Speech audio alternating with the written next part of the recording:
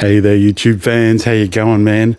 So, man, I got to talk about vitamin D again. Let me just adjust the sound levels with my lovely MKE 600 Sennheiser microphone.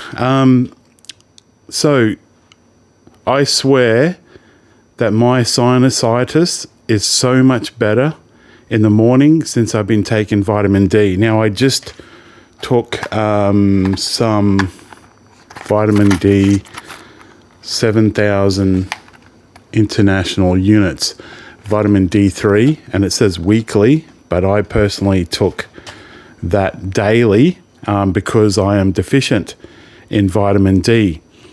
And I just had a shot today, somewhere around there. It's probably a little red dot, a bit of blood. Intramuscular, I think it's 600,000 international units to take it like once a year. I'm never in the sun. It's really hot here in Queensland, in Australia, Queensland, and I don't have the energy a lot of the times, which some of that is explained by low vitamin D. But vitamin D, and I have talked about it many times before, it affects so many systems.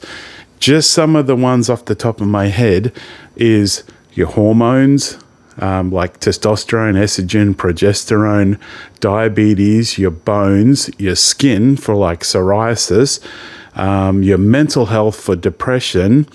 When it comes to insulin resistance, which is diabetes, that also is affected. Then you can have muscular aches and pains, bone aches and pains if you're deficient.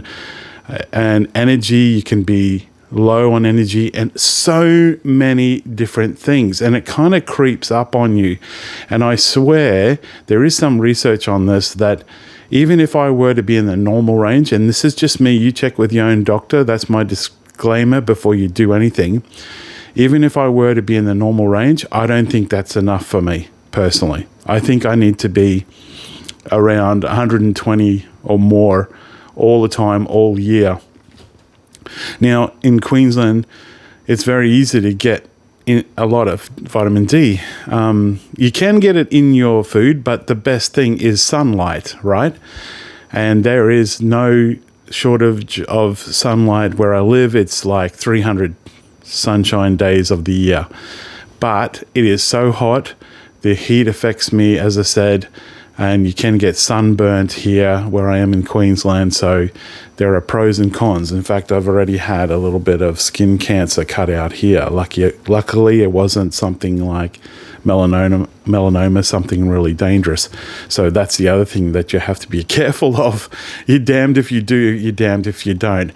But anyway, I guess one of the reasons why I'm making this again, and we'll see that my psoriasis has been bad. It's been bad on my legs and that.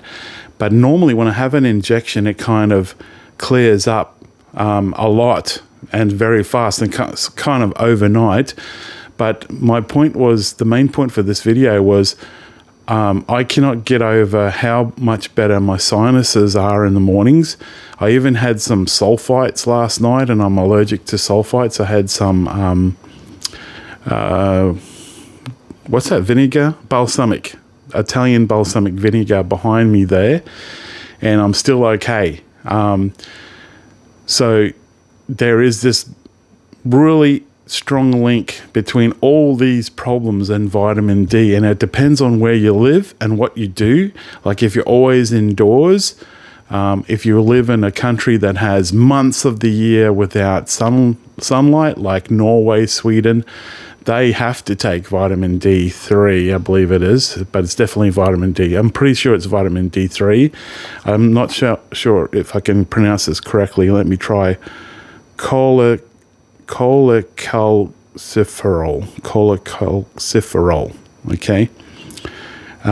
So that's the back of this particular packet, which is, I don't know if we can focus that. As I said, 7,000 international units, 175 micrograms. Now, there is some debate about how much vitamin D you should be supplementing with, and the research I saw was anywhere between 2,000 international units a day, which you can get something like this. This is Swiss.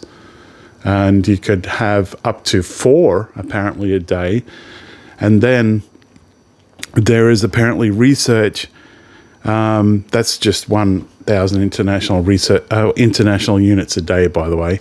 And then apparently there's some research that you can take up to 10,000 international units a day safely. Now, you can take too much, but apparently, like, you'd have to be taking 50,000 international units every single day for months, apparently, to affect you negatively. So there's this real, with anything, there's a real, balance about getting adequate vitamin D levels. But anyway, I'll leave it there. What do you think? I mean, honestly, there's a couple of miracles that happen with me when I get a shot or start taking it. My psoriasis clears up.